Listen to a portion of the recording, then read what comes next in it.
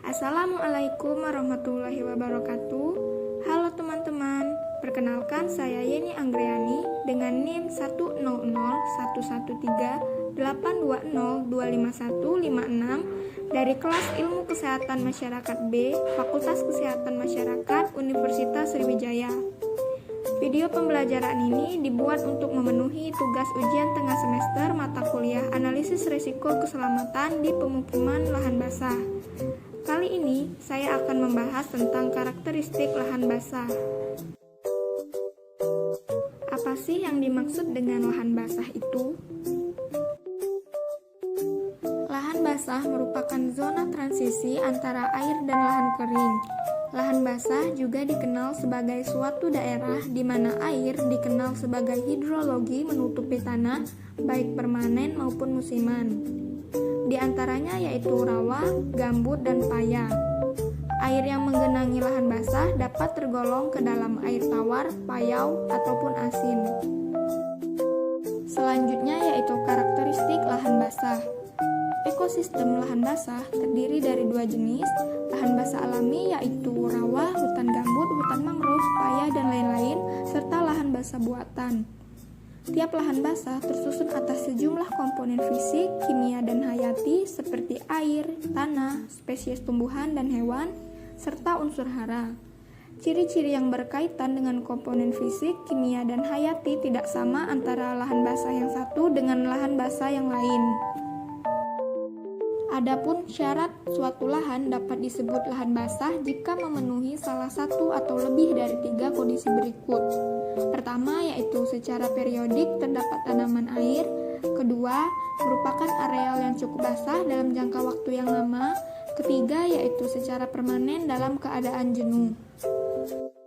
Berikut beberapa contoh lahan basah.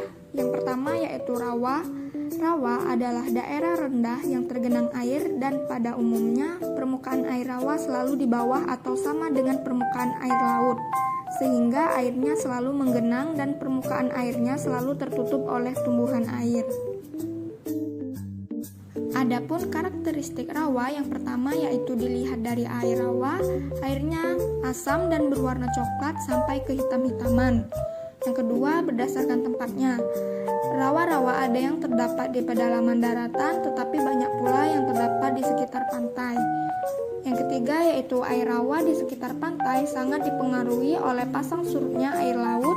Yang keempat yaitu pada saat air laut pasang, permukaan rawa tergenang, dan saat air surut, daerah ini kering. Yang kelima yaitu rawa tersebut selalu digenangi air karena kekurangan drainase atau letaknya lebih rendah dari daerah sekitarnya. Yang keenam yaitu kurang baik untuk mengairi tanaman. Bagian dasar rawa terdapat banyak gambut. Yang kedua yaitu gambut. Lahan gambut didefinisikan sebagai lahan dengan tanah jenuh air, terbentuk dari endapan yang berasal dari penumpukan sisa-sisa atau residu jaringan tumbuhan masa lampau yang melapuk dengan ketebalan lebih dari 50 cm. Adapun karakteristik lahan gambut, yaitu sifat dan ciri tanah gambut dapat ditentukan berdasarkan sifat fisik dan kimianya. Sifat fisik dan kimia tersebut dapat berupa yang pertama warna. Gambut berwarna coklat tua sampai kehitaman. Meski bahan dasarnya berwarna kelabu, coklat atau kemerah-merahan, tetapi setelah mengalami dekomposisi muncul senyawa humik berwarna gelap. Yang kedua yaitu berat isi. Berat isi tanah organik bila dibandingkan dengan tanah mineral adalah rendah. Tanah gambut yang telah mengalami dekomposisi lanjut memiliki berat isi berkisar antara 0,2 sampai 0,3. Yang ketiga yaitu kapasitas menahan air. Akibat berat isi yang rendah, maka gambut memiliki kapasitas menyimpan air yang besar, sekitar 2 sampai 4 kali dari berat bobot keringnya. Yang keempat yaitu sifat kolidal. Tanah gambut memiliki luas absorpsi yang besar, yaitu sampai 4 kali lebih besar dibanding liat montmorillonite. Yang kelima, reaksi masam. Dekomposisi bahan organik akan menghasilkan asam-asam organik yang terakumulasi pada tubuh tanah, sehingga akan meningkatkan keasaman tanah gambut. Yang keenam yaitu sifat penyangga. Umumnya tanah gambut memperlihatkan daya resistensi yang nyata terhadap perubahan pH bila dibandingkan dengan tanah mineral. Akibatnya, tanah gambut membutuhkan lebih banyak kapur untuk menaikkan pH pada tingkat nilai yang sama dengan tanah mineral. Yang ketujuh yaitu kadar unsur hara. Kadar nitrogen dan bahan organik tinggi pada tanah gambut juga mempunyai perbandingan karbon dan nitrogen yang tinggi. Namun, walaupun demikian, proses nitrifikasi nitrogen juga tinggi akibat tingginya kadar nitrogen.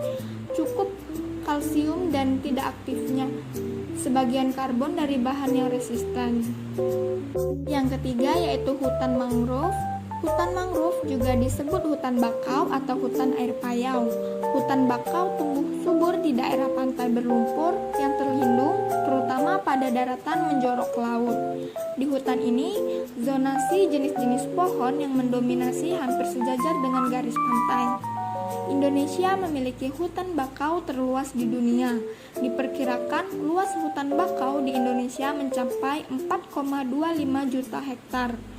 Sekarang luas tersebut sudah mengalami penyusutan akibat berbagai alih fungsi lahan menjadi lahan pertambakan, pertanian, dan pemukiman.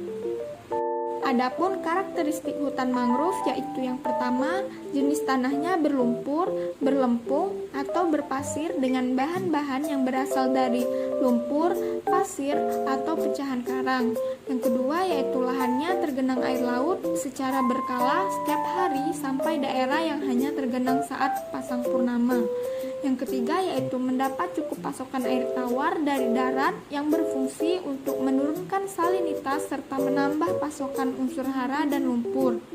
Yang keempat yaitu air payau dengan salinitas antara 222 ppm, 1 ppm sama dengan 0,05% atau asin dengan salinitas mencapai 38 ppm.